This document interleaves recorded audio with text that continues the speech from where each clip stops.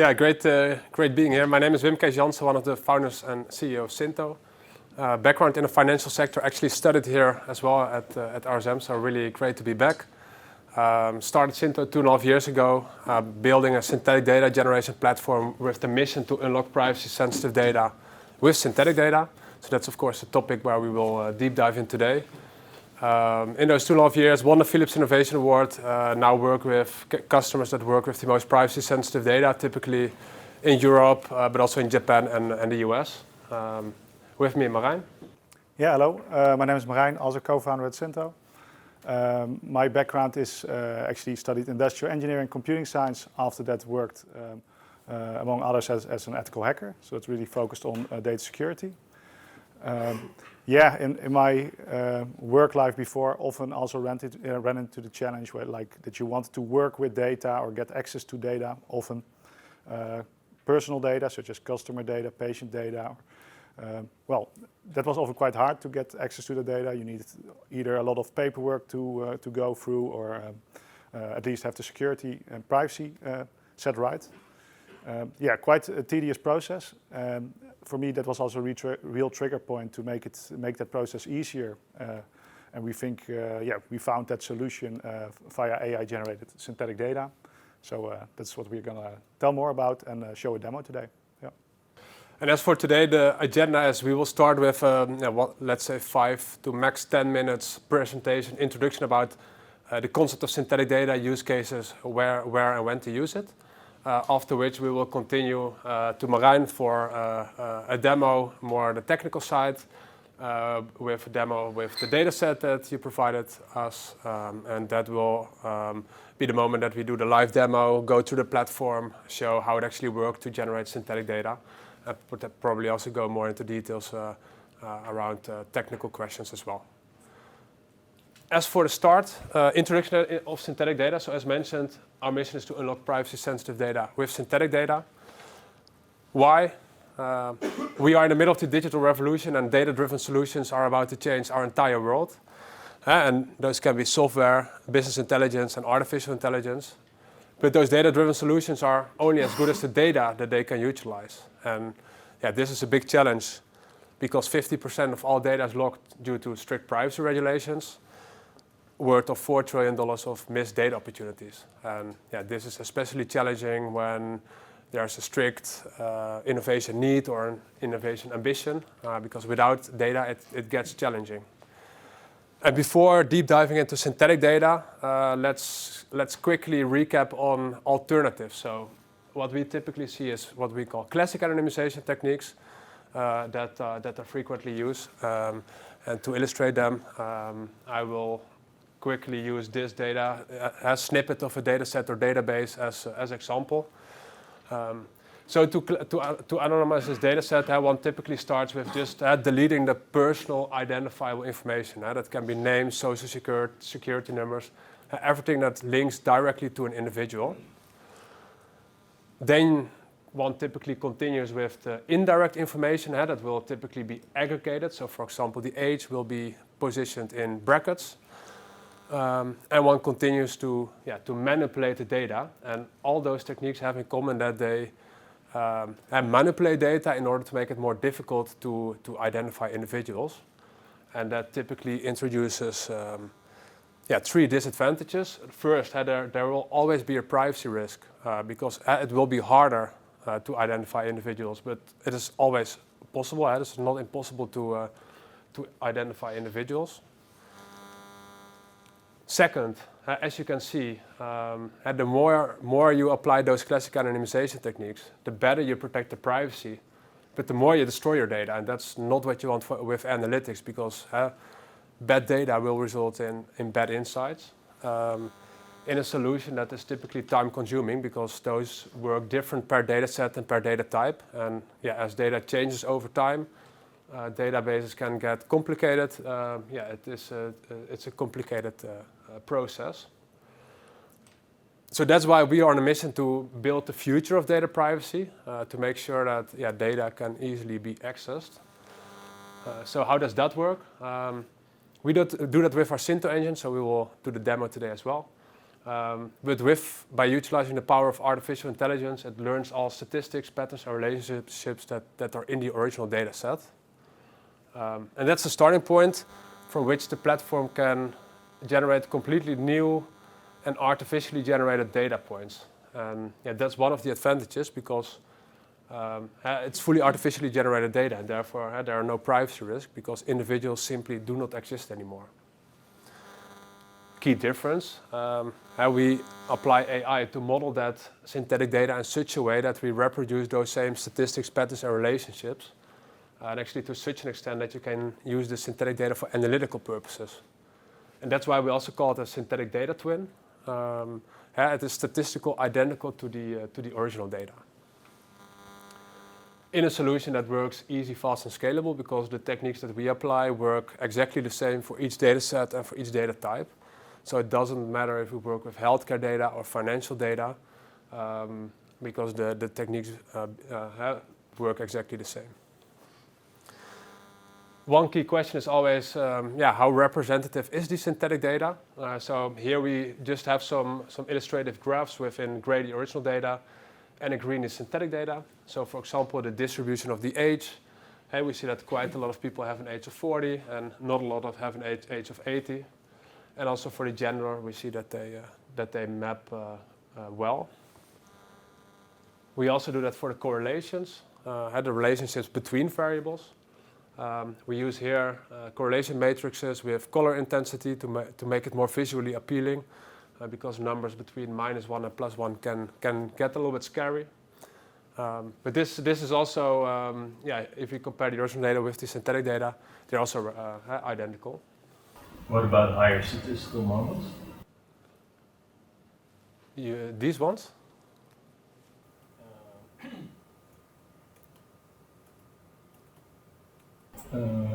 Things like skewness, kurtosis of the different variables, do you also capture that? Yeah, that's actually captured. So in the end we make a quality assurance report with a number of metrics. You can, of course, provide endless metrics, but we now focus on the univariates, correlations, and bivariates, which is on next page. But generally that information is also preserved. We will get back to that as well, like more advanced analytics. So for instance, if you want to train machine learning models, prediction models, so a partner of us, we will get to that, actually evaluate it in that setting, and also notice that the synthetic data can actually be used there. So that basically means you need very high utility data. It really needs to retain the value of the original data. But we'll get back to that in a bit. So here we also have the bivariates, so the combination of variables in a data set. For example, the distribution between healthcare expenses and birth date. Also there we see that they are captured well. As Marijn mentioned also, we work together with SAS, because on the one hand it's good to test your own, evaluate your own data, but it's better to have an external party to do this assessment for us, to have a more objective outcome. So what did we do in this assessment? We used 4 machine learning models, the neural network, regression, gradient boosting, and random forest, to predict churn in a telecom use case. Use the area under the curve as measure for machine learning performance. And we trained them on the original data. We did exactly the same on the anonymized data, and we did the same with synthetic data. And here you can see some of the results from this assessment. And as conclusions, how we see that synthetic data is as good as real in comparison to the original data. Anonymized data shows worse performance. Generation works easy, fast, and scalable, because they work the same for each data set and each data type. How does it work? So one focus area is healthcare data, because there the data is most privacy sensitive. So we work, for example, with pharma, with clinical trials, with hospitals, typically with research or the electronic health record system, or with health tech organizations. There's typically around data sharing. So typical use cases where data availability is crucial. And how does it work? Typically, those organizations work with the most privacy-sensitive data, cannot simply use or share that data, and consequently, they miss data opportunities. So our approach is to share this data in synthetic form to guarantee both the data privacy and the data accuracy. And that will result in benefit for those organizations, like less risk, more data, faster data access. Because with the synthetic data, they can now test, develop, and innovate with synthetic data.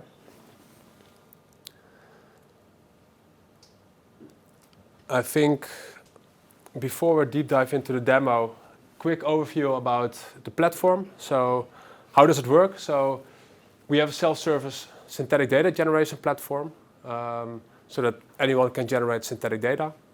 We have optimized it for easy deploy. That means that we deploy the platform in the safe and trusted environment of our customers. It's a containerized approach, so we deploy via a Docker container. We ship it to our customers. They can deploy it in their own safe environment. That can be in their private cloud, their own cloud, or even on-premise, so that the data never leaves that safe environment and that we as Syntho never see or process data. The second one, easy connect. So we need to do two things. We need to connect to the source data, that's the original data where we need to learn from. And we need to connect to the target environment. So that's the environment where we want to write the synthetic data to. So for both, we support connectors so that there's an end-to-end integrated approach so that you can just click on the generate button to generate synthetic data. And easy use. So synthetic data is relatively complex, but we want to make it as easy as possible via our self-service platform so that anyone can generate and benefit from the value of synthetic data without having machine learning knowledge, Python knowledge via the self-service platform. With the demo, we will demonstrate it, of course, how that works in practice. But I think this is the quick crash course, synthetic data, anonymization, what's the difference, how to apply it, how does it work. Can imagine there are some questions. I don't want to deep dive too much because I think that's better to preserve till the part that we deep dive into the data and the demo and the technical questions. But if there are questions, maybe this is the moment to ask them. Like the quality report that you mentioned, are we going to discuss that as part of the demo? Okay. You might probably mention this later, but how do you guarantee that you preserve privacy? Yeah, that's of course a good question because the simple story is you generate completely new synthetic data, so you break the one-to-one relationship with the original data, so you have preserved privacy. But yeah, you could say that's maybe too simple, especially if you have some internal, external auditors that want you just to demonstrate that that's actually the case. So for that we have a couple of metrics actually from literature. So those are distance-based metrics. Basically what they measure is that the synthetic data does not get too close to the original data. And specifically that's done by using a holdout dataset before training the models. And then the holdout dataset is really the reference point. It should not get closer to the holdout than the synthetic data should not get closer to the holdout set than the original data does. That's essentially what it measures. So we have three metrics in place. One determines like exact matches, synthetic versus original. One like distance to closest record. And one actually considers outliers as well. But that's something that's also provided in the quality assurance report. Because you really want to demonstrate it as well, of course. Yeah. So it basically works like a generative adversarial network. They basically try to generate new data that are close to the original data, but not too close. Yeah, something like that. Yeah. So what kinds of, maybe this is already too technical for later, but what kinds of relationships are generally preserved well within the synthetic data and what kinds of relationships are not preserved very well? Yeah. That's a good question. We will dive into that in a bit as well, of course, when we show the data. It depends a little bit on the models you're using and what the data describes. So you can have data where you have each individual record just being a separate entity on itself. But you can also have, for instance, time series data where you have dependency between records. And in fact, for the demo now we considered all the data just normal data, so no time series data. But in fact, we also have some models which also capture those time series aspect actually. And yeah, so it's basically about so that's all integrated in the platform. But it's basically about yeah, you really need to take into account, okay, which models you use for yeah, for just original data with separate entities, or for instance time series data. Yeah, I think yeah, that's an important part of it. Yeah, I would say that. Yeah, yeah. So could you run into problems even with a large data set that you have some subgroups that are very small? Ah, right. Yeah. And then yeah. they're still identifiable. Yeah. No. Or you can't synthesize well enough. Yeah, that's also another good one. So of course we train machine learning models on the original data. So you need sufficient data to train on to generate synthetic data that preserves the patterns. If there are too few observations, you can say, okay, those are not patterns anymore. Actually, we have set a threshold in the platform of 10. So if a categorical value occurs less than 10 times, then those are automatically removed, because you could say those values on themselves are almost already identifiable. So that's really real outliers. But you can also have rare observations, maybe, okay, let's say 200 records, 200 observations of a particular group. Let's say you have male and female, maybe only 200 records female and the rest all male. That's actually, yeah, that information you could still preserve.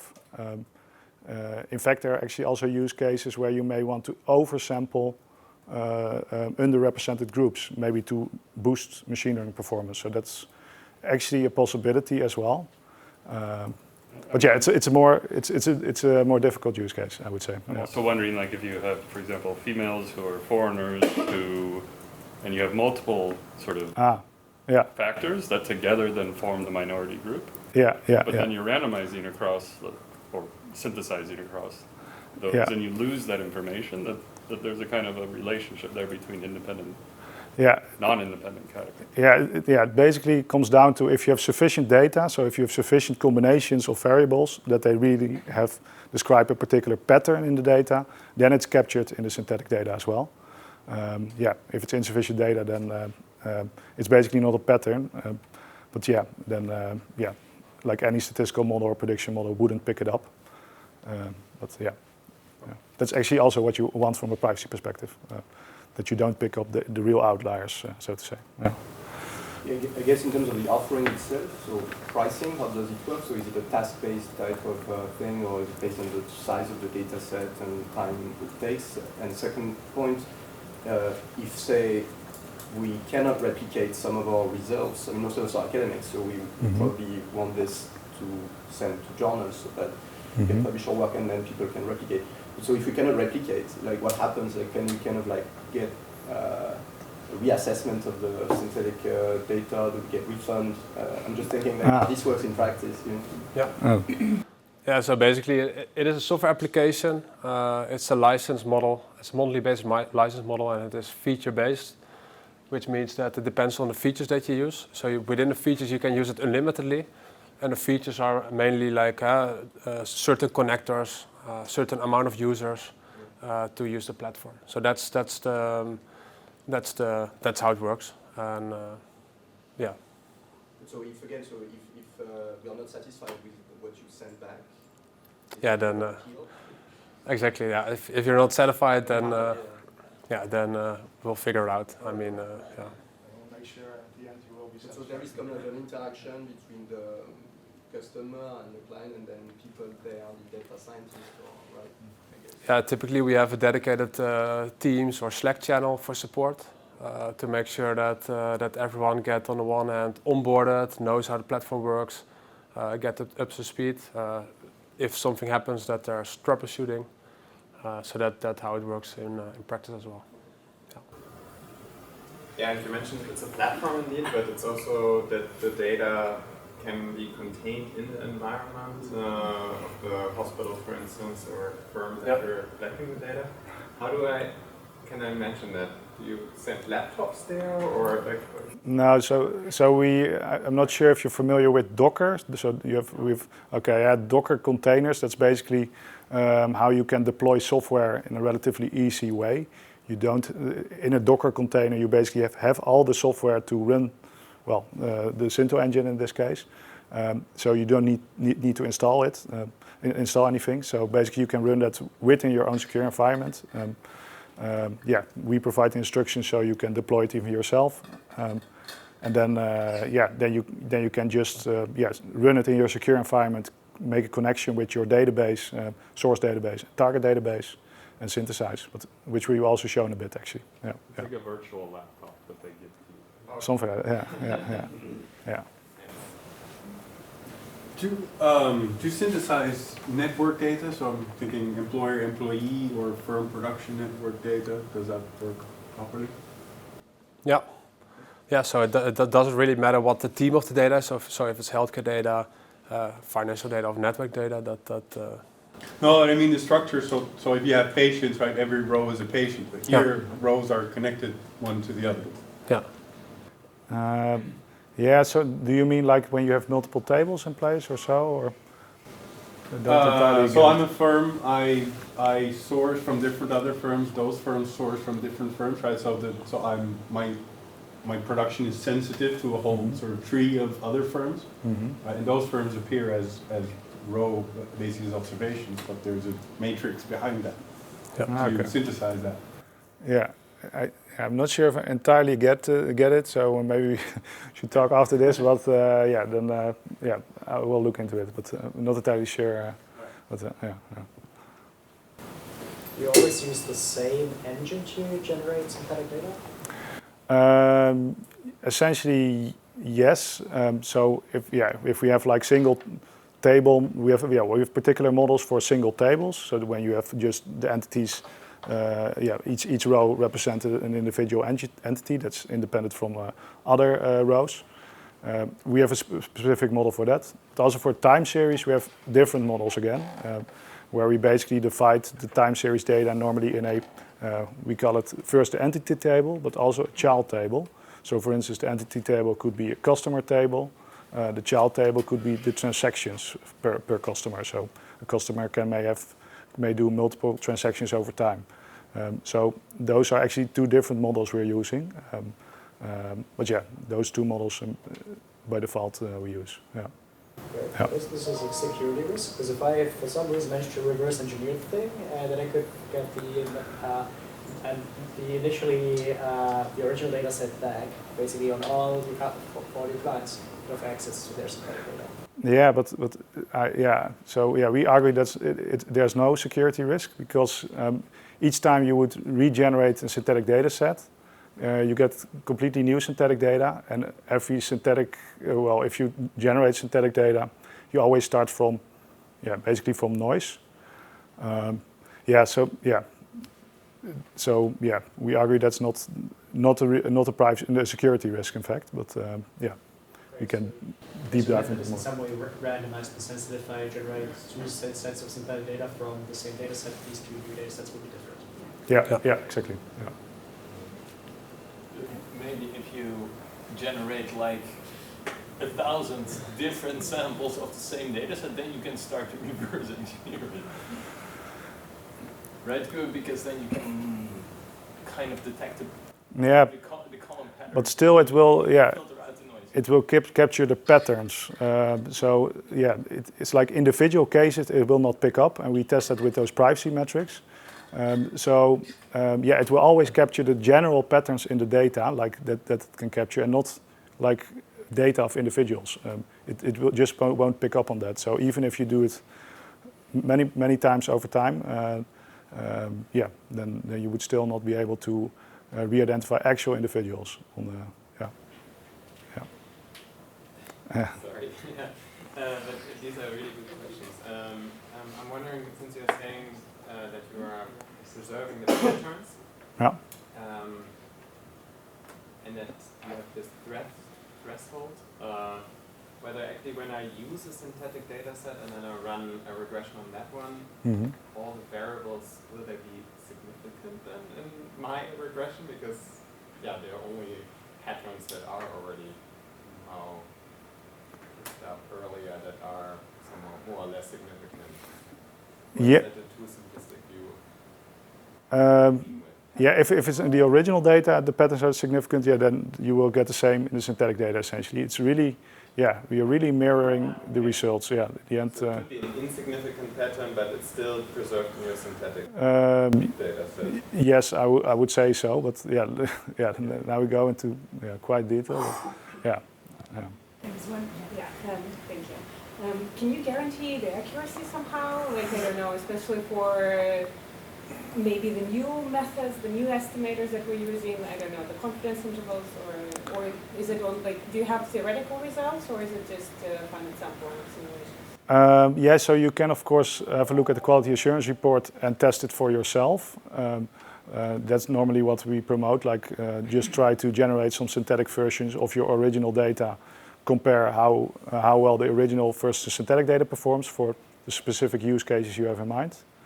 Then you need to have, I don't know, 1,000 new synthetic databases to actually assess what the quality is, right? Yeah, well, yeah. So yeah, we have done, of course, lots of projects with different customers, and so far the results were very similar across customers because the models really work very similarly for, well, as Kees mentioned, for different databases. Yeah, so we haven't really observed significant changes in performance across those datasets. Yeah. And the challenge is also there's not one measure that defines, hey, your data accuracy is good or not good. Yeah. Because it depends also on the use case, how to evaluate it. And so if you work in a telecom churn use case, you use different models than if you, for example, work in finance and do some kind of detection models. There is this accuracy thing, also the question about the privacy stuff. There is the whole literature on differential privacy. And differential privacy is a little bit different, right? For what you're doing. So there is also a notion of accuracy, like how accurate basically every I don't know, estimator is with respect to the so compared to the true one. Yeah, so you have quite a number of those kind of metrics we also tested for. So those metrics also come out well. So you can test it for yourself if you want, of course.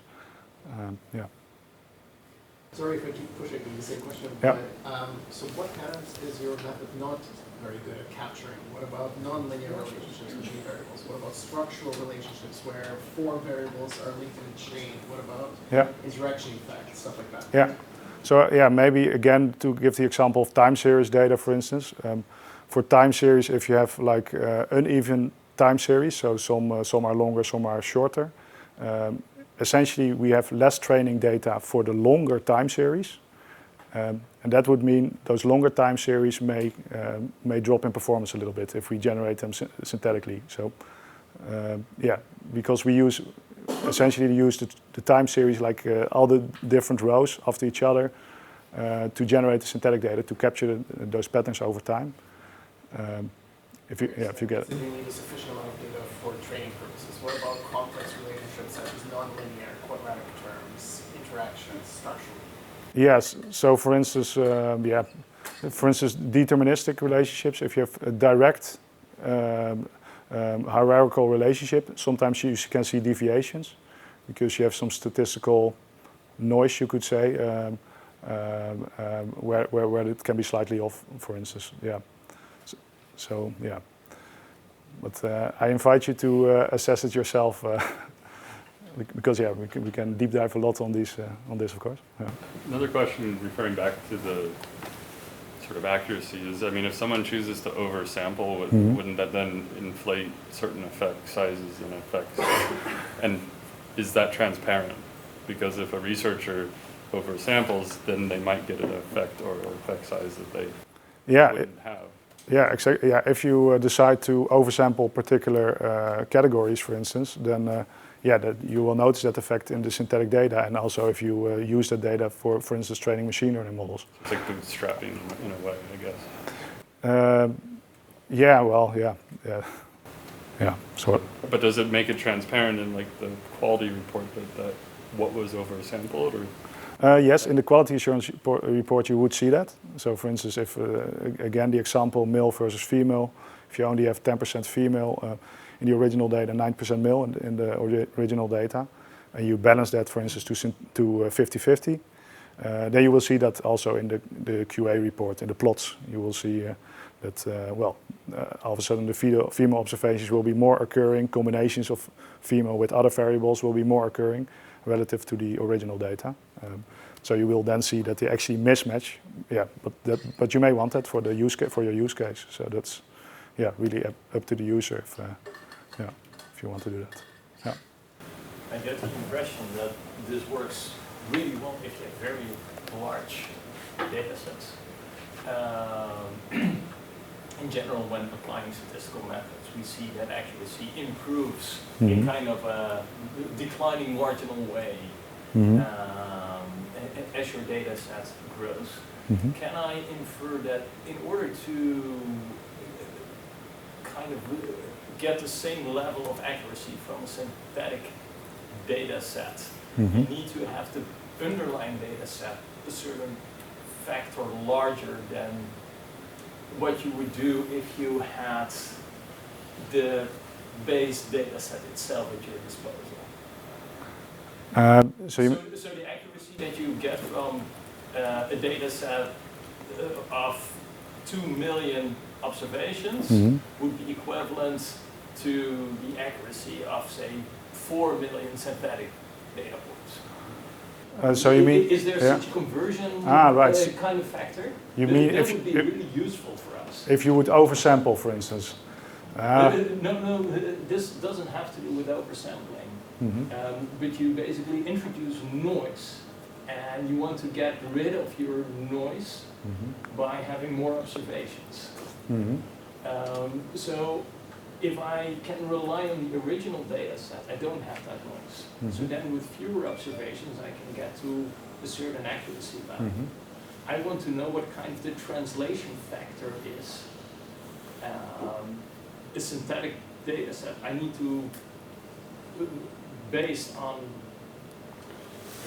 a data set of 2 million, is equivalent to a direct analysis of the 1 million or half a million or 1.5. Oh, I see also a question behind. Yeah. Yeah, can you repeat the question more or less for the recording? Yeah. Yeah, for this latter question, I cannot so much, to be honest. I don't entirely get the question. So maybe we can talk. Yeah. I think It's almost like a meta power analysis or something that you need to know. Can you reproduce statistically the same with what's given? If it's not large. Yeah, so we can also discuss afterwards around this question. Yeah. I mean, I guess in general, you have statistics right from. First of all, do you work with academics already, or not really? Your customer base is what, like firms, or is it also academics? Yeah, both. So So. I would assume that most of those most of us, then are interested again in replicating what we do, and so then there will be back and forth discussion in terms of how well is this replicating now. Yeah. At least, and so you collect some data like this, at least on the parameter space and the confidence intervals that people get, and some sort of indeed meta-analysis, so I don't know, but some way to reassure us that and have an idea of indeed what it takes actually to get sufficiently close estimates in various settings. Yeah, so it's not something we capture from the clients. We just provide the software. Yeah, we don't have the access. Actually, we don't want the access because. Yes, so that's I think that's in the end what it's about, of course. So they can assess themselves. Often we start off with a pilot where customers first will do a number of different use cases, test original versus synthetic data. How well does the synthetic data perform? And then, if they're happy, then they proceed with a license, for instance. So that's normally how it works. Because we as a company cannot do like the analysis for them. Actually, we do not want to do that because otherwise we need access to their data. So normally we start off with a pilot or so, so they can assess that. Yeah. Datasets in research tend to be very noisy, so it often happens that there are no underlying structures whatsoever. And how do you ensure that your method doesn't create spurious relationships? So yeah, if it's in fact, if it's very noisy, the original data, you will also see that in the synthetic data. So yeah, also for instance, if maybe you have particular columns where you have lots of also missing values, for instance, that's also something you will also see present in the synthetic data. So yeah, that's just something we preserve. So yeah, even if your data has lots of like maybe faulty registrations of people, that's actually also preserved in the synthetic data. And in many occasions you actually want that because those faulty registrations may actually also mean something. But yeah, so that's also preserved. We really try to generate a synthetic twin, so really as close to the original data as possible, even if the data has data quality flaws, you could say. So if I feed your generator just some random errors from this randomized from uniform distribution, your synthetic data should also be randomized from uniform distribution. I didn't actually test that, but if it's completely random noise, yeah, I would say so because it will be unable to pick up any patterns or so. So I do expect so. Yeah, we actually never got the use case where a client wanted to generate synthetic random noise, but yeah. Just that to protect against false positives, that your method doesn't try to establish relationships where they're actually not. Okay. Yeah. Yeah, that's a nice experience. Move to the demo. Yeah, given time as well. I'm sure there will be more questions. Yeah. Thanks. All right.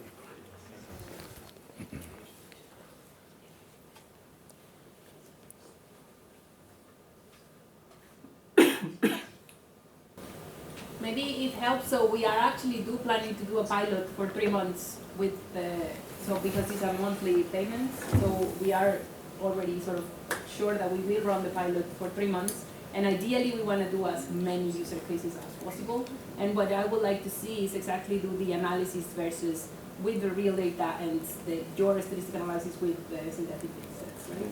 And one of the things we are trying to push a lot is that you can, as exactly what you were saying, that whenever you publish your publication, your article, if you cannot publish the data with it, you can publish the synthetic datasets so that it helps verification and reproducibility. But if we're going to use this together with companies, do we then also have a license to deploy it at the company that we have a joint project with? At the moment, no. Because that is where the main value lies. I mean, data that we have anyway is useless. Right? Well, no, I mean, at least from my, so I am not. I think for a pilot, which is good to. Yeah, for a pilot is okay, but in the end, that is something that we need, right? We can think about that, of course. So that is, but I don't think it's the only use case. So we do have use cases with researchers that have very sensitive data and cannot share. Okay, for open science purposes, I understand, but I think there's a lot of value to be unlocked for us to work with real company data, where privacy now stands in the way of doing that. Absolutely, and actually, so I met them because ETA is trying to do a sandbox, which exactly is trying to do, and here is right. Yeah, I'm hearing you. I know. So we're working on that, right? It's exactly what we try to do. Exactly. Well, they are trying to do. Yeah. So, but yes, ideally we want to use hear all these user cases and see where can we help the best. Yeah. Can I ask one more question? In the lead up to this meeting, I discussed this with several of my colleagues, and several people mentioned that in R there's also a package to create synthetic data.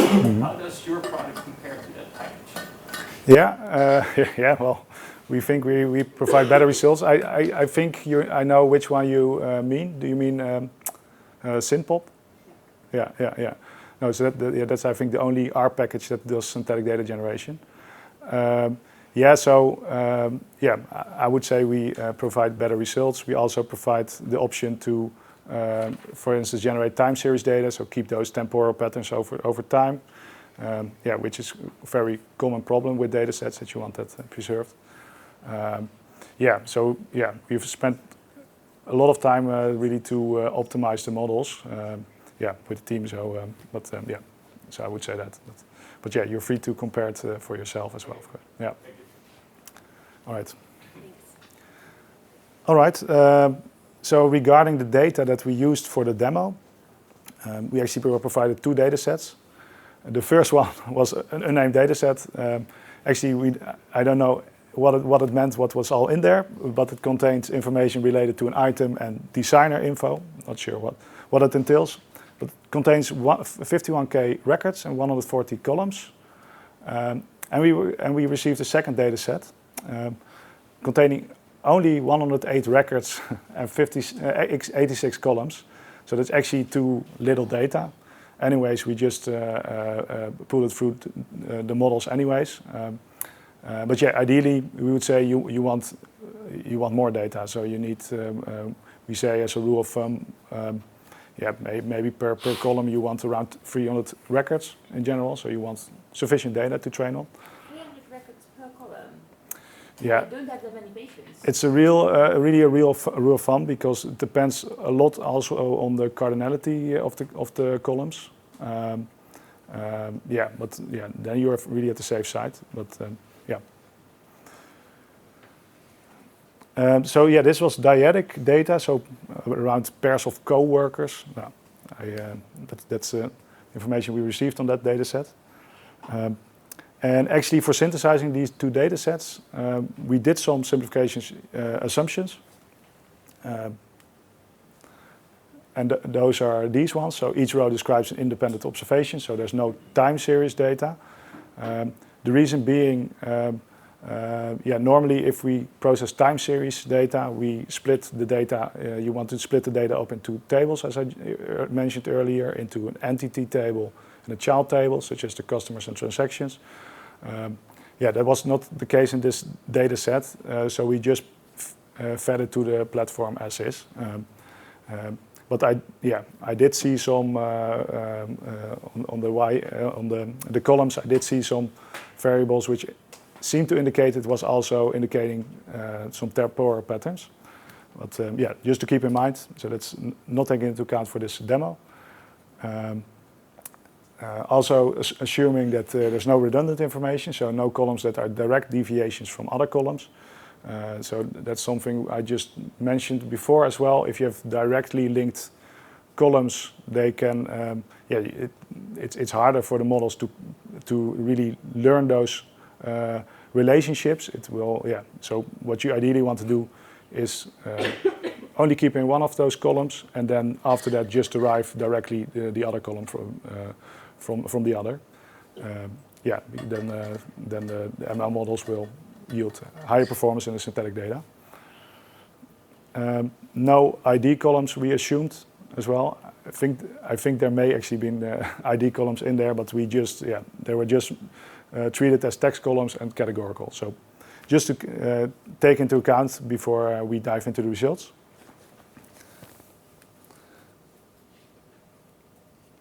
All right. Let me see.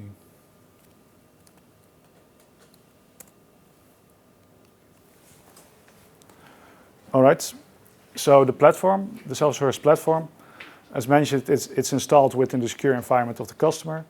What we often see now, how our platform is being used by our customers is either they have some kind of central data distribution team, which shares the data with other teams, which can be research teams, analytics teams, software testing and development teams. So maybe, yeah, those can be the users. But we also see some organizations directly, those teams, so like those test development teams, AI analytics team, research teams, they directly use the platform themselves. And then, yeah, in the end, they will all log in using a username password.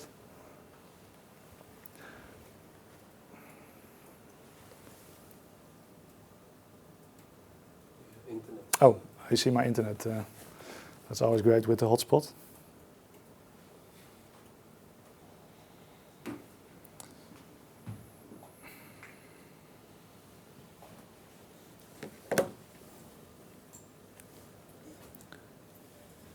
Just trying to reconnect to the hotspot. Yep, there it is. Thanks a lot, guys. I have to leave Yeah, now. yeah, sure. All right. I think we are connected again. All right, so this is actually the landing screen. So this is the, launch your workspace screen. So this is where it all starts. You can create a workspace for defining your synthetic data job, we call it. So what does that workspace entail? It starts, from a source database. So you have some source database where you want to read the original privacy-sensitive data from. And you have a target database where you want to write the synthetic data to. So normally you would fill in all those details. So for instance, we here have a server running on Azure, a MySQL server. Actually stored some of the information in this database. So I can fill in the details to connect. Have a couple of security options. So we will tick the SSL option, which means that there's a secure connection with the data. Test the connection, seems to go fine. And now I will fill in the details for the target database. So that's the database where we want to write the synthetic data to. The database we call RSM synthetic.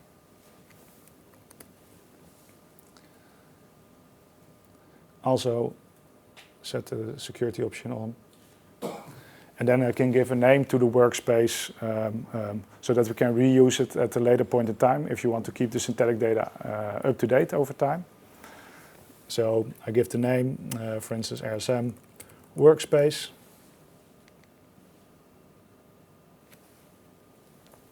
As you can see, it's actually creating it now. So it's now building the workspace. It's doing also some other things, which we will dive into in a bit as well. I know it's slightly slow, but...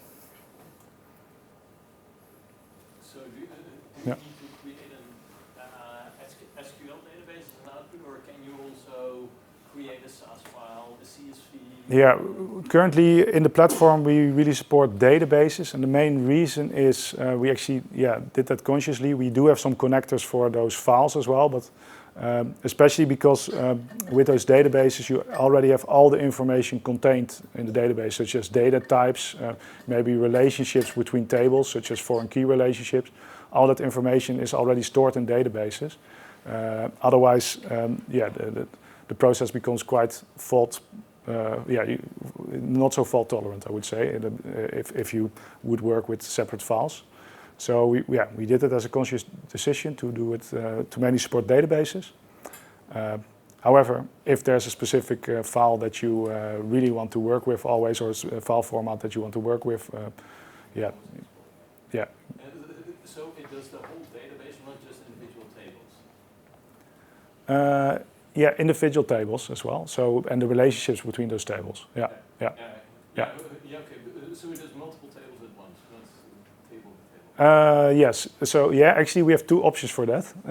The simple option is for testing and development use cases where maybe the data is not, the accuracy is not that important, but you still want to ensure referential integrity is preserved. So that's the simple option. The other option is actually where you do capture all the information between the tables, and then indeed, we kind of join all the information into a table and synthesizes, but in a clever way, so that actually the information is preserved. Also the structure is really preserved. As well, yeah. That's a more sophisticated model, and will also take a little bit longer to run, I must say. But but we have that built in. I do see we still have some issues with the connection. Let me refresh. Now it's all right. So I'm actually opening the workspace right now that I just created, and it currently shows the data that's in there. Well, it was a single data set that we were provided. So normally on the left you see a database with various different tables under there. Now it's just this single data set. And here in the middle you actually see some of the columns that are in this particular data set. We can quickly scroll through. So this is really the data.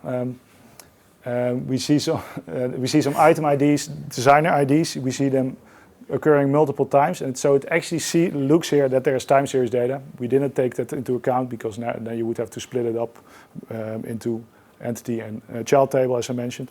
So yeah, for here we just consider that every row as a separate entity. But yeah, so how does the platform work? So we basically split some features up in table level configurations and column level configurations. So normally for table level configurations, as you can see here on the left, well, we have a single table now listed under synthesize, but it can be that you have many tables in your database, also tables that are not actually sensitive at all. So what you would want to do for those tables that are not sensitive, but you still want to preserve them in a synthetic database, is that you can potentially drag them to duplicate. Then actually those tables will be preserved in a synthetic database, basically copied over as is. Another option is, if you think a particular table is not interesting at all, you can also say, okay, let's just exclude that table once and for all. Yeah. So those are some of the options we have as table level configurations. Also a number of, yeah. Related to this point, so if you have several tables and they're linking to each other, yeah. because they have the same identification. Yeah, so if you indeed put them to duplicate, so some of them to duplicate, others to synthesize, actually for those duplicated, it will generate new keys, so that are linked to the synthetic table keys as well. Okay. Yeah, so that's... synthesize all, but they're the same people, let's say, different tabs, are they getting the same identification number as well? Across, between all the tables, they will still be linkable. So the referential integrity will always be preserved. And as I just mentioned, we can preserve it on the simple way or the complex way. The one is more useful for test and development, the other maybe for analytics. But that also means you need to have defined the foreign key relationships within your MySQL database. That's right. We'll actually get back to that in a bit. Because we have actually witnessed some situation where that was not the case, that it was not in the database, but on application level on top of the database. So we also have some features to facilitate those kind of cases. Yeah. So if you have a very large panel data, but also it's a panel, say, of products, sales daily across countries. And I want to preserve the structure of that. In a sense, I want to make sure that you understand that it is what it is. Can I specify it? Do I have them to load each time, upload, say, the time series specific to that, say, products in that country? Yeah. See what I mean? Or your thing's going to reshuffle things all over the place, and that's actually going to be a problem. Or can I specify, if I don't do that, or can I specify with a full data set a bit of the structure as how the data is structured? Yes, you cannot really specify. We quite limit on how you, really how you input the data. So if you have, for instance, linked tables, for instance, where you want to capture time series, then, for instance, we say, okay, you have an entity table and some child tables that are under there. So you want to store them that way, because, you can basically store data in any format you like, but, that's not something that's automatically picked up or so by the platform. So, but, we do give some instructions, and in general, if you have a database where already foreign keys are defined, it will capture it automatically well, because it can directly derive which tables are entity tables and which are child tables. But all right, go quite into the complex stuff, but All right, so I just walked through the table level configurations. We also have a number of column level configurations, which can especially be useful for columns containing PII, so personally identifiable information. So those can be, for instance, social security numbers, names, addresses, telephone numbers, really entities that can be used to directly link to an individual. Well, ideally, you do not want those specific columns in your synthetic data, because those values can be directly used to link an individual, so it's directly a privacy breach. So specifically for those columns, we have actually what we call mockers. And actually for this data set, I think we didn't really notice specific PAI columns, but let's say, for instance, you have a, let's say this column here contains names, for instance, like first names, last names. You can actually fill it with just fake mock names. No AI behind that, but that's really for handling those PAI columns that you may have in your data. So we have a bunch of different mockers, also more complex one where you can configure things yourself. So that's really for handling the PAI columns, because by default, those PAI columns, if they have, if you have values occurring only once, so by default we have the threshold below 10. Those are replaced by an asterisk value as a safety mechanism. But you can also instead use a mocker instead to fill those columns. And I think ideally that's what you want to make it look a little bit more realistic. So those are the main column level configurations. Basically all the other columns are just handled by our AI, will automatically be captured and synthesized. Normally if you have those PAI columns, actually also a PAI scan runs in the background. So when we created the workspace, actually in the background already a PAI scan was run. So it will scan your entire database for columns containing potential PAI, and will actually then mark those columns as PAI on the top right on those columns. That really gives you an indication, okay, which columns do I want maybe to apply a mocker on. So that's, here there were no specific PAI columns, I think, in this data set, but that's some feature we have also built in. All right, so we can skip the PAI scan for now because there was no PAI columns in here. So we can actually go to those foreign keys just mentioned. Yeah. Does it also recognize PAI information in text? Yeah, that's a good question. So actually, we do have a feature for free text fields. So, for instance, maybe you have a field with product reviews or something like that. And there are some names mentioned there, or BSN, social security numbers, or that kind of information. So those are then those PAI entities in those free text fields are also detected. So we use some named entity recognition models to really detect those, and then replace those with mock values. So that's something that is built in. So essentially you can also use that if you have a very large free text part of free text. Yeah. Oh. Welcome. All right. Yeah, maybe it's going to be in the middle. Yes.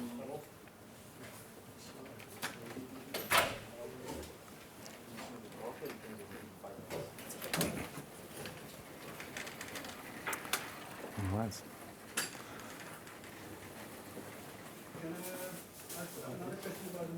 Yeah. Do they also preserve statistics within the code, within the fields? So, for example, if you replace all the first names and there are 10 the same, does it replace them 10 the same interval? So we, on a very simplistic level, I would say, we have some option to preserve the frequencies, the original frequencies. So that's that's a possibility. But there in the end they're mockers. It's not really like as the AI we use for the other columns that lots of values retained. It's really just to capture those PAI columns. But you can preserve the distributions at least. Yeah.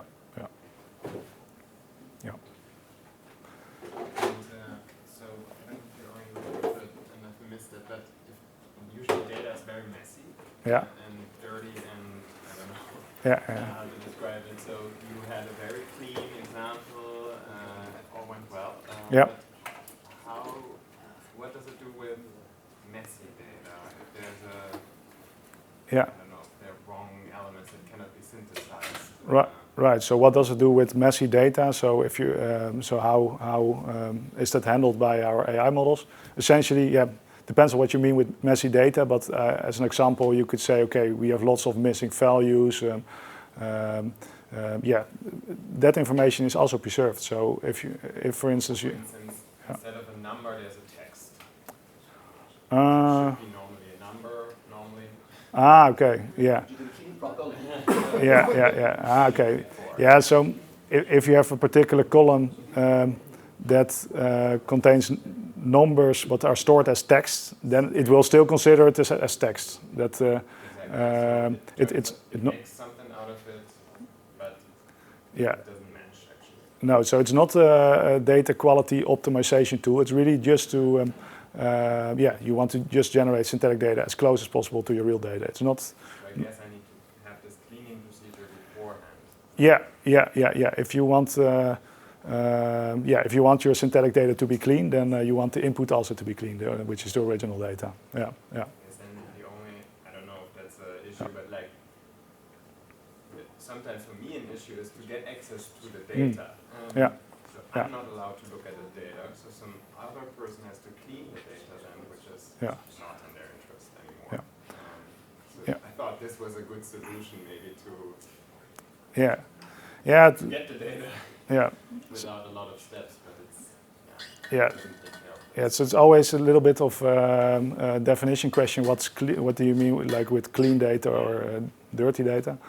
But yeah, so in general, if the input is not so clean, then you also get it as the output. So if you store a numerical column as a text column, for instance, then you also get a text column out. So and if missing values in the original data, you will also see similar proportion of missing values in the synthetic data. Does it highlight that in some way? Yeah, in the quality assurance report, we do demonstrate like, okay, some statistics, such as the non-percentage, whether that's preserved, how that compares to original versus synthetic. Also, for instance, if what categories are captured, so the category coverage. So it can be, for instance, that some categories, because you have maybe very few records, observations of them, that they just fall out, and that's actually what you want from a privacy perspective as well. Those kind of metrics you can also see in the quality assurance report. Yeah. If you have data entry errors where, for example, people forgot to put in a decimal separator, what happens then? Those are things that really happen.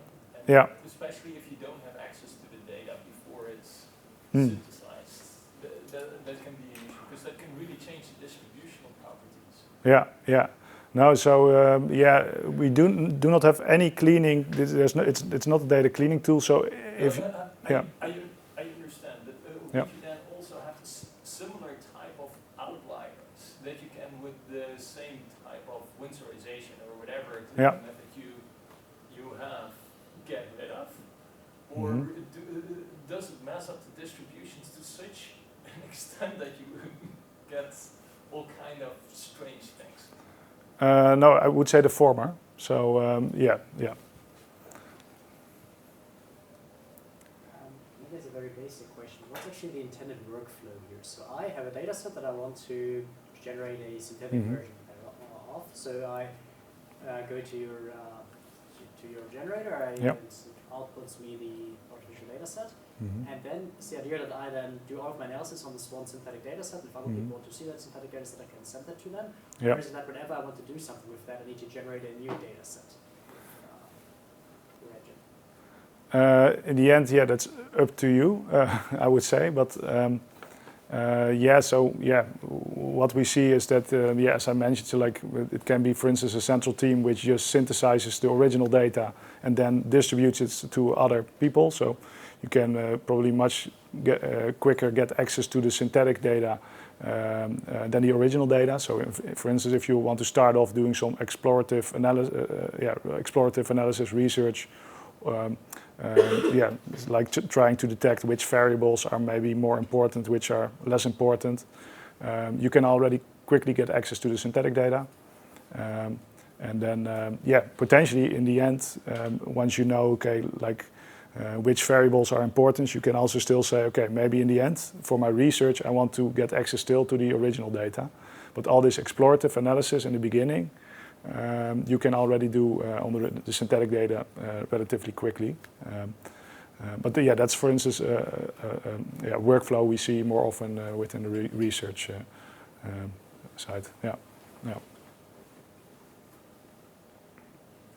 Is there a limit to the amount of linked tables you can handle? Yeah, most likely. So yeah. So in the end, we can do auto-scaling under the hood with using Docker, Kubernetes. So that helps to do some horizontal scaling as well. So that makes sure that things run faster.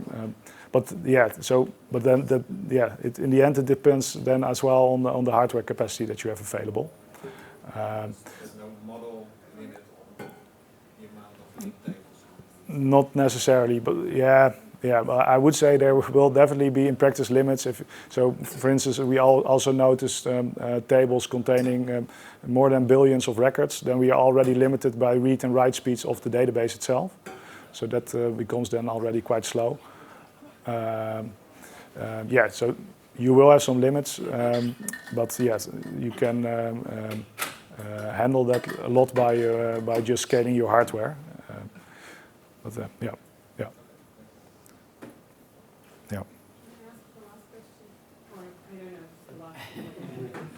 Do you really have a statistician in your staff for additional nutrition, and is it possible to solve Yes. Yes. So we can schedule something around that. Yeah. All right. Do we want to have a break for the lunch or go ahead? I think on the time, I think we should do at the same time. So I'll just All right. put things around. All right. You keep going. There's going to be a lot of questions, I think. All right, let's do that. So yeah, what we essentially see here is the foreign keys feature. So yeah, normally if you have a database, there may be relationships between tables in your database. Those are can be captured or explicitly defined in your database using foreign keys. Those foreign keys are automatically inherited when we synthesize the data, the database, so that the referential integrity between those tables is preserved. But yeah, it can also be that you have a database where those foreign keys are actually not explicitly defined in your database. And we see that a lot in healthcare with legacy systems where they actually have all those foreign key relationships defined on an application layer on top of the database. And for those cases, you can actually add those foreign keys yourself manually, or you can even run a foreign key scan, where we actually also have a shallow and a deep scan to detect potential relationships between tables. Then that way you can really ensure that still for databases where you don't have foreign keys explicitly defined in your database are still preserved. So we see that more often in the healthcare space with legacy systems. Yeah. All right. So at this point, normally we would just start generating. Actually, I already ran it before, but I just clicked on the generate button on the top right, and now it will here show actually a summary of the settings you applied for the synthetic data generation. And so now you can just start, you can check, okay, actually now we have some exclamation mark here because it essentially tests the target table whether it's already filled. And so as it now mentioned, some of the target tables already contain data. That's because I already ran this before. So, but that's just to warn the end user, like, okay, there's already some data in your synthetic database, so maybe remove it first. Otherwise, it will just be concatenated under the values that are already in there.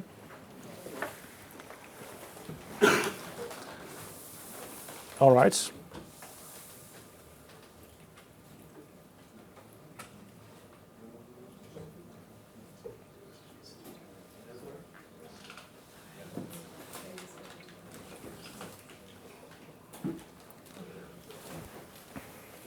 So notice it's a little bit slow, but it's working to load the original data. What is the general timing like in terms of distribution? Like, I mean, obviously it differs given like the size of the data set. The timing, how long it runs normally. Generally. Yeah, so for these ones it was really under quarter of an hour. Yeah, Right. yeah, And yeah. It's a larger data set, right? So Yeah, 55K records. large for me. Okay, yeah, yeah. No, so actually, when we work with large databases with sometimes hundreds of tables, it shouldn't take more than a couple of hours in general. Except when you. Yeah, exactly. Yeah. I will maybe in between. Yeah. All right. So. Sorry, could you repeat your answer to how long? How long it takes? Yeah. So how long does it take to synthesize the data? So depends, of course, on your data. The more data you have, the longer it takes. But for instance, this specific data set containing 55K records was under, I think even under 10 minutes that it ran. So it's fairly fast, and we can, we can even make things faster by doing things parallel as well, parallelization in the backend. But Maybe a question to this: what kind of license did we buy? Is it including service or? Yeah, so it includes training and support, and we have.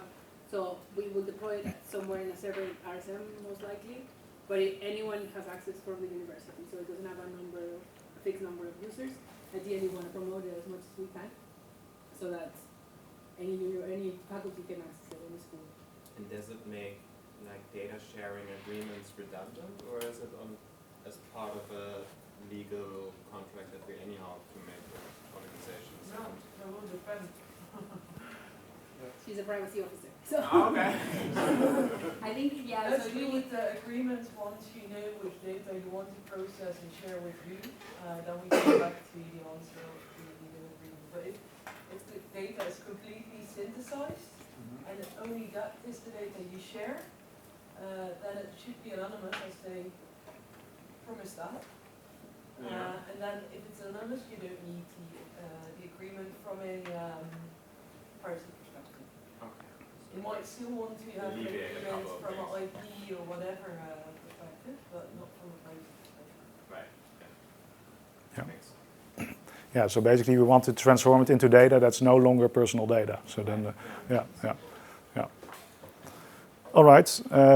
So here we actually have the original data. Let's have a look at the synthetic data.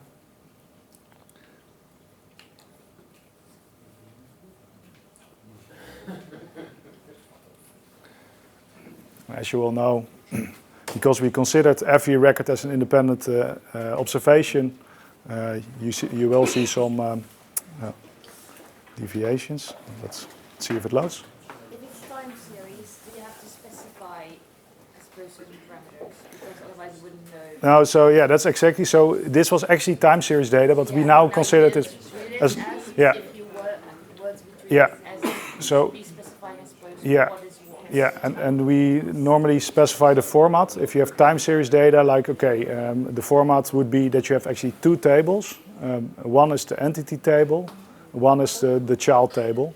So as I mentioned, the entity table can be customers, the child table can be transactions, or maybe the entity table can be patients, the child table can be operations that has been performed on the patient. So that's something we require as input. Otherwise, if we try to facilitate all possible ways, then it would become a very messy tool. So all right. All right. So this is actually the synthetic data. In fact, so this item ID, designer ID. Actually, those are ID columns. We just treated them as categorical columns, but normally in your database you would define this is a primary or foreign key column, and then it will actually generate completely new keys for those columns.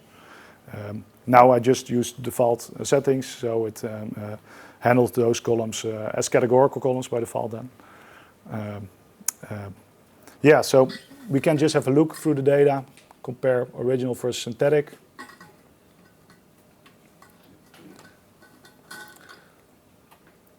Yeah, look very similar, but it's very hard to directly grasp by just looking at the rows like this. So for that we have, of course, the quality assurance report. Beyond that, of course, we invite you to perform analysis on the data yourself, but the quality assurance report. So let's have a look at what came out there. So for this particular data set, 68 pages. yeah, it's quite a number of pages, and actually I cut it off at some point because it basically shows relationships between all columns, all possible relationships, and then you get lots of different plots. But so as we can see, 51K records original, 51K in synthetic. We could also have said, okay, we want maybe 500K synthetic records, is a possibility. But here we just generated the synthetic twin, as we call it. Starting off with the univariate distributions. So we really look at the column level. So how well does the original versus the synthetic column distributions match? Again, in gray, the original data, in green, the synthetic data. So this really as a sanity check. Okay, are those at least those distributions preserved on the column level? We can scroll through. We see some numerical columns, also some categorical columns. I hope it's readable, but for instance, for these numerical columns, it indicates, okay, in the original data there was 70% were actually nonce, so missing values. In synthetic data as well, also 71%. We also have PDD similarity, it says. Underlying, it's the Jensen-Shannon distance that really measures how well two distributions overlap, two numerical distributions. So that's also kind of summary metric for these univariate distributions to check them. Here we have actually a column which contains only non-values, only missing values, so we don't see anything in the plot. Is that because it comes or it didn't handle the date properly because it is a date? It's a good question, actually. Maybe didn't detect. No, it should definitely handle dates as well. Let me check feature date.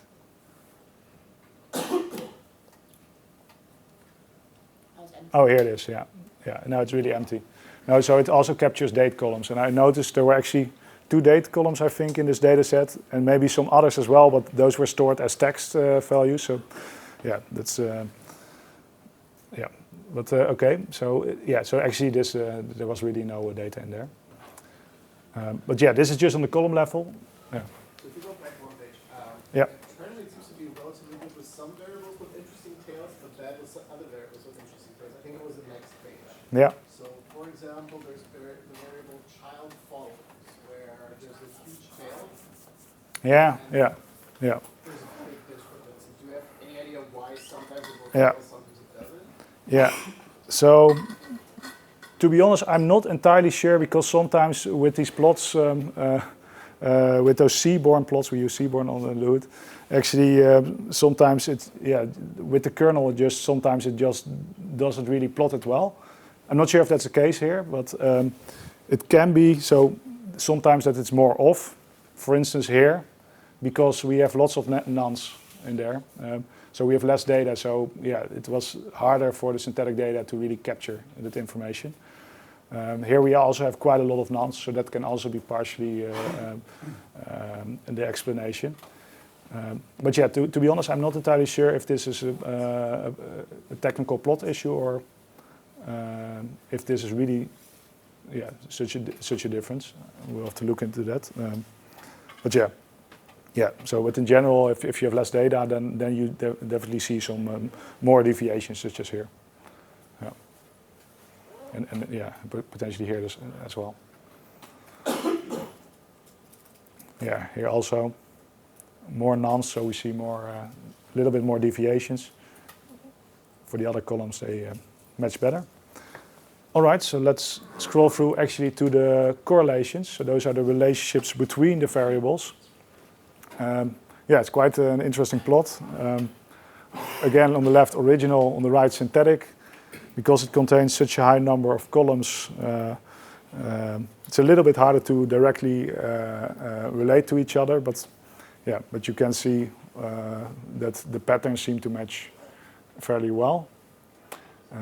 Maybe for some correlations where we have lots of non-values, then there may be more deviations also in the correlations. So you may be able to spot some deviations. But in general, you see the patterns seem to be present in the synthetic data as well. Thank you. There's a question? Yeah, sure. When I look at this, I start to feeling that some of the synthetic plot seems to be a bit more dense than the original plot in some cases. So for instance, when you go towards the center, you see that the couple of darker values in the center. Yeah. For instance, also a bit to the right. On the right. Which you were not there in the original data. It's kind of against what I previously said, because I have a bit the feeling that when you're so focused on retaining structures in the data, that your method may be susceptible to generate relationships where there are none. I'm not entirely sure. We can actually have a quick look. What I also see for those columns, those lag columns, we saw those lag columns, those correlations were not so captured so well. We see lots of zeros, for instance. So that could also have some effect here. Just there could be a sparsity issue. So, and as you see, for all those lag columns, we have, the far majority are just zeros. That's why we see indeed some differences here. It's harder for the synthetic data to capture those correlations there. Is it possible to exclude some of the columns from being synthesized if you see problems like this? Yes, actually, so currently we do not have it directly in the platform. I think we will add that in quite shortly. We did not do that yet because if the user excludes it, then he also has to take into account that the synthetic database also has to have that column out. We can easily implement that feature. So if that's a real need, let us know. Then we will put it in there. So if I have a variable with only discrete values, will it also in the synthesized data set only have those discrete values? Yes. So if I have a dummy 0, 1, I will also receive just dummy 0, 1, nothing. Only those values. For continuous, that's not the case.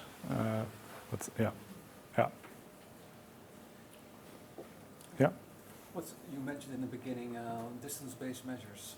Which exactly are you using? I can actually have a look at that in a different. I can get to that in a bit. Maybe first go to the utility metrics, then we can also deep dive into the privacy metrics for a bit.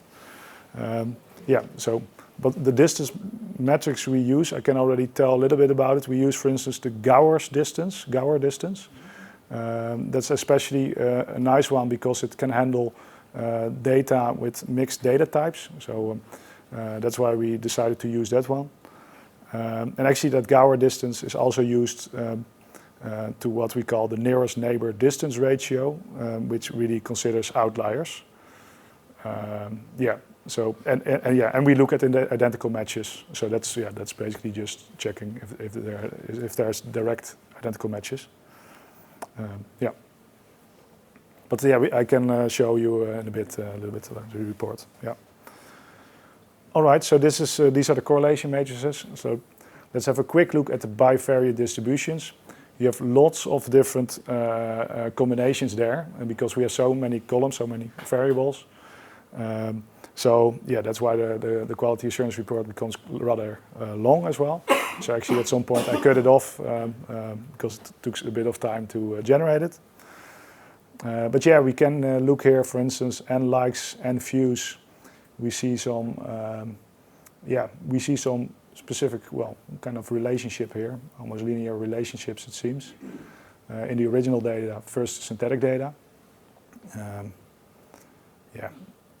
If we look at some other plots,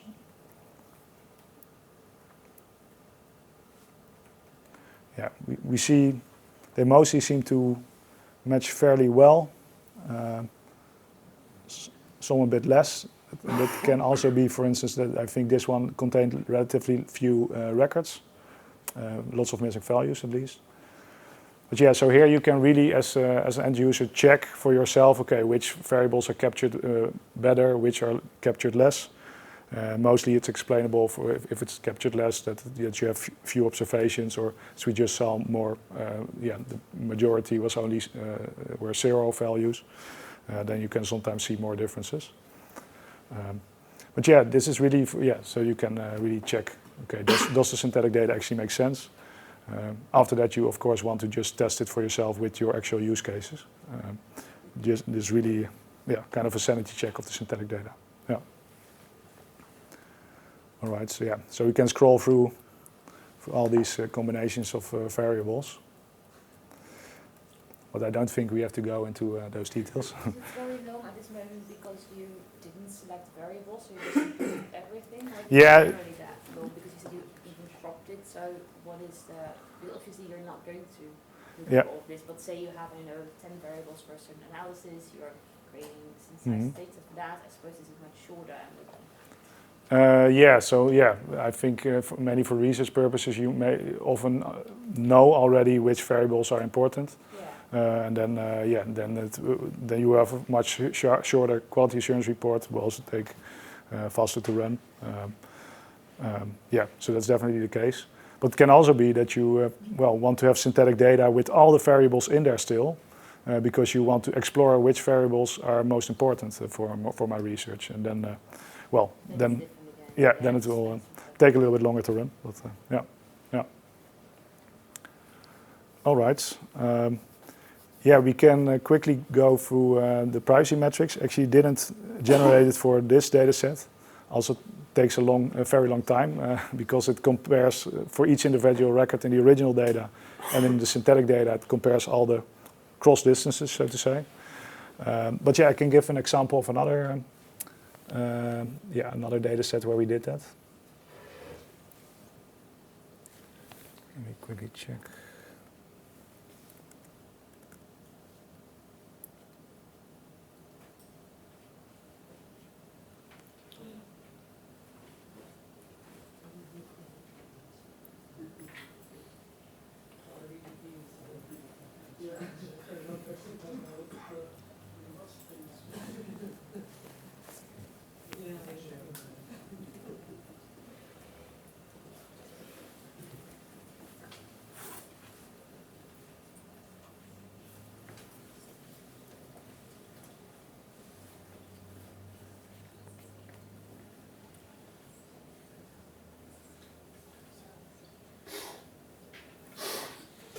All right. So here was actually an example of those privacy metrics that we have in place. On the left, we look at the identical match ratio, so original versus synthetic. We actually look at the synthetic records compared to the records in the holdout data set. See how if there are any identical matches. The synthetic and the trained data set, and compare if there are any matches. And also do the same for the holdout to the trained data set. And then you don't want to see that there are more synthetic data records that match the trained data than the holdout data that match the trained data. Because then that would indicate that it's only picking up general patterns and not like individual patterns, which basically would mean synthetic data models are overfitting the original data. We also do that, not for exact matches, but also for similar matches. So we have the distance to closest record there. The underlying, we use the Gowers distance, as I just mentioned. The third one is the nearest neighbor distance ratio, which actually also uses the Gowers distance under the hood to really look into outliers. So, comparing here that the synthetic data does not get significantly closer to the trained data than the holdout data set that does. We also can actually visualize this in a plot like this. So here we have a plot of all the distance to closest records. So for the holdout and the synthetic to the train data. And ideally what you want to see, if you look at the cumulative distance to closest record, you want this green line to be, well, on or right of the gray line. If it's left from the gray line, it basically means it's more often closer to the train data than the holdout data set does. So that would mean it's actually overfitting the original train data, and that's not what you want. Yeah, same goes for the nearest neighbor distance ratio. Yeah, so yeah, those are basically the three metrics really to demonstrate the privacy as well. Yeah, and yeah, we didn't invent those ourselves. Those are from literature as well. So yeah, all right.